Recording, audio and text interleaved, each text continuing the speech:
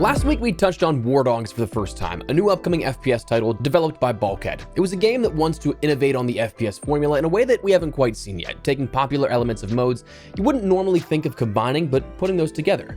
The game, self-dubbed Triple I as an independent studio, isn't trying to build a game for everyone. In their words, when you build a game for everyone, you build a game for no one. But rather, they're building the game in their image, a game they want to play while inviting us along for the ride.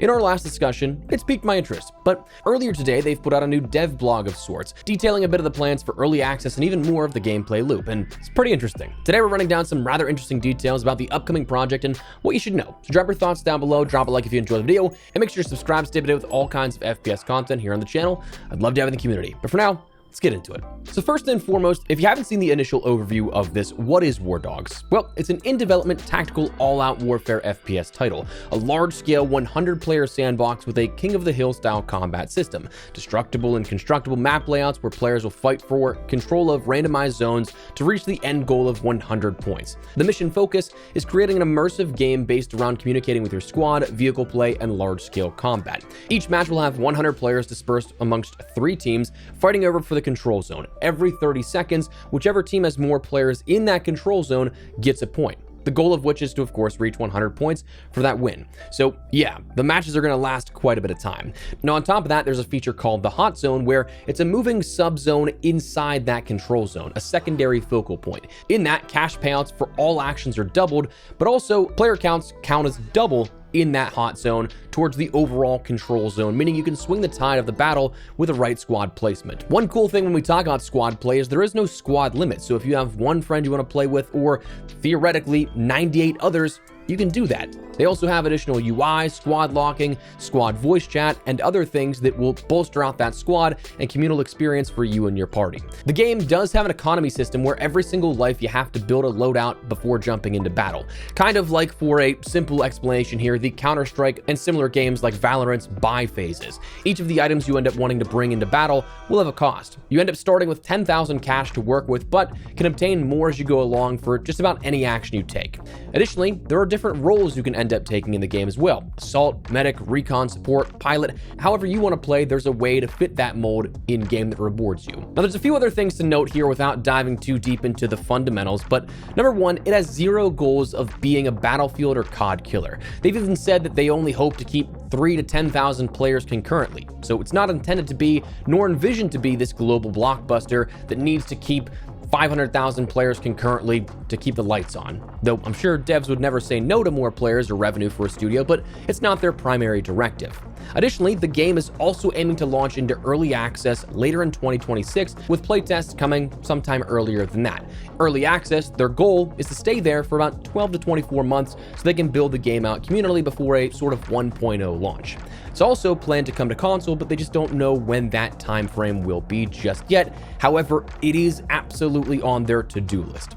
So that's a lot to digest, a really solid base, I think, of the game, and a cool little fundamental thought process and game design for War Dogs. But while they've been incredibly transparent with their goals, their directives for the game, and where they want to take things, they even added more into this discussion for players interested in learning more earlier today with the dev blog. Now this, one of the first things they opened up with, is it going to be a Battlefield killer? They then reiterated, absolutely not. It's fundamentally more tactical in decision-making and pacing, with Cash making things way more deliberate. They also kind of created this cool little visual scale of how they interpret the game and what they think it will be, with things like a Black Ops 7 as a very arcadey thing on the far left of one side of the scale, Tarkov on the other side being super in-depth and sort of tactical in that nature. War Dogs lies right of center on that scaling, leaning more towards an Arma compared to a Battlefield or something similar. But they also opened up a little bit more about the gameplay systems and how things will work basically, but then beyond that talked about the meta game, which, as we'll touch on a little later on in this video, is kind of their way to progressively roll out some key features throughout early access. It's not all going to be there at day one, but starting on a more simple perspective here, the gameplay loop, there are no squad spawns in this game. So it is something that, talking about the more methodical nature of how you want to approach a gameplay situation, it's going to take more time to get back to your team if you do fight, making those actions more deliberate instead of maybe running headfirst into the thick of the battle. Cash, of course, every life is going to require to buy your loadout, so you're going to hurt a little bit more when you kit up and fully die. And also, they detailed a little bit about the realistic gunplay systems they're building. Ballistic systems with bullet penetration, drop, ricochet, all of that, making every action when trying to pull that trigger, again, more deliberate, something you have to consciously think about. Maybe you end up being in a more advantageous or disadvantageous situation than you may initially anticipate, but if you think through the way the ballistic system works, maybe there's a way around that situation. Now, the metagame is the big thing here that was kind of stressed on this, and I think has some really interesting potential for the gameplay loop going into the future. Again, not all of this will be there at day one, it is said, but a couple of really cool features and systems are going to be in place. The gold exchange is the first thing they talked about. This, of course, all of your cash throughout the season is banked. But if you want to bank cash and then instead go for in-game gold bars, purchasing it with that cash from in-game, the gold bars and that exchange is your end-game currency for cosmetics that are permanently unlocked across your account. Gold prices, though, interestingly, will fluctuate daily like a real-life exchange. So you have to choose, do I want to invest now or perhaps buy the dip? And it's kind of that gamble of, could it go lower? Could it go higher? Depending on if you want to buy at a certain point. At the end of a season, cash and XP progressions reset, but cash will auto-convert into gold bars even if you don't consciously think about doing that. This allowing newer players to be on a more level playing field compared to veteran players, but again, still rewarding you for that cash you had banked. And gold bars and unlocked cosmetics, of course, stay permanently on your account across seasons. So it's not one of those things that you have to worry about a reset on your cosmetics or other sort of items that you've earned. It's there forever.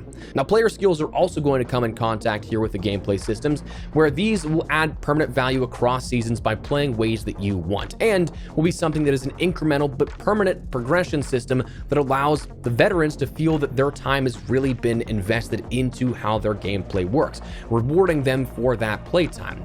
Skill points will be unlocked every single time you rank up and can be used on a number of different things. The examples they gave in this dev blog were things like reviving players faster as a medic, improving weapon handling for those that maybe want to be more infantry and in the gunfight, and also things like pilots optimizing their fuel efficiency, allowing pilots to have that extra leg up on a player that may not have invested as much time into being the pilot. So skill points can be invested into whatever role you feel that you fit into. However you want to play, you can expand upon that gameplay system at hand. So again, permanent progression for those that want to invest the time into certain play styles. The challenge system was also something that was detailed, where this will provide extra short-term goals to reward different play styles, but these rewards for completing these challenges will be different resources that then can be invested into the black market.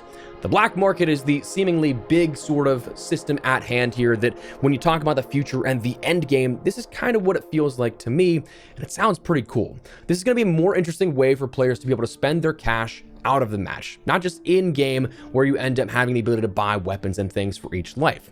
The black market will allow you to, as the examples they gave, bribe an arms dealer to smuggle you weapons or ammo, deal with a seedy underground placing wagers, betting on yourself to be able to do things like take out 10 enemies in a life in your next match for increased payout. So there's going to be these sort of like mini systems in place that allow you to interact with the gameplay in a different format than somebody that isn't as invested in this sort of black market system. It's a way for time-strapped players to be able to take part in cool things as well. One of the really cool things that they detailed here was one of the end game strategies of investing in your dubbed side hustle, as they call it. They say it's the true end game for the ability to buy arms manufacturers and vehicle manufacturers so that it can craft you items on timer for you and your friends at a much cheaper price compared to buying it outright in match. This will allow for production of custom loadouts and items that you like to use regularly, again, much cheaper than the in-match vendors will sell these things for. It's a 100% player-driven sandbox. You can also then unlock high-level items, sell them to players in-match, being your sort of own in-game vendor, taking that differential between the sell price and the manufacturing price, and then banking that profit. Or you can just sell it cheaper than the guy next to you. So there's multiple different like marketplace strategies here that you can end up expanding your own personal gain in the gameplay loop. It's entirely optional, but allows you to min-max cash potential, adding a massive dynamic element to the gameplay and cash loot systems in particular. That, to me, is fascinating in terms of the depth and complexity of what you can do as a player there. And again, just adds this other role on top of how you could potentially want to play.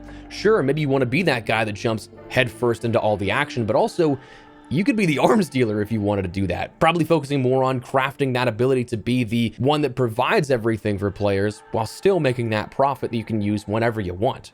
Now, finally, the last thing they detailed was the vault, where they said every gold bar, item, weapon, or vehicle you get from the black market ends up going to your vault, all then redeemable for free, kind of like banked items that you have. So things you can take into World without having to actually buy them in-game. You can skip that buy phase, essentially, taking those items you've banked up from your vault.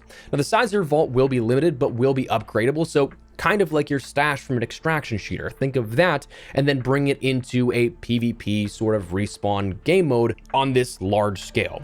So very cool in how all of this is kind of coming together. Again, as we talked about in the intro of this video, a lot of different pieces from different gameplay types and different game modes, things you probably wouldn't really expect to see mashed together, coming together, and seemingly working in a very fascinating way.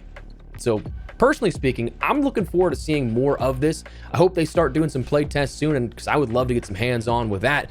But these things, especially the stuff we talked about at the end here, the designs are coming, the foundations are there, but the timing and the rollout is still up for discussion throughout early access. So some of the stuff you won't see on day one, some of it you will, but anyways, let me know your thoughts down below, because again, I think this is a lot of cool, different ideations of different game modes, different games overall, all coming into one, forming something that is truly a unique experience, something that I think could be really cool.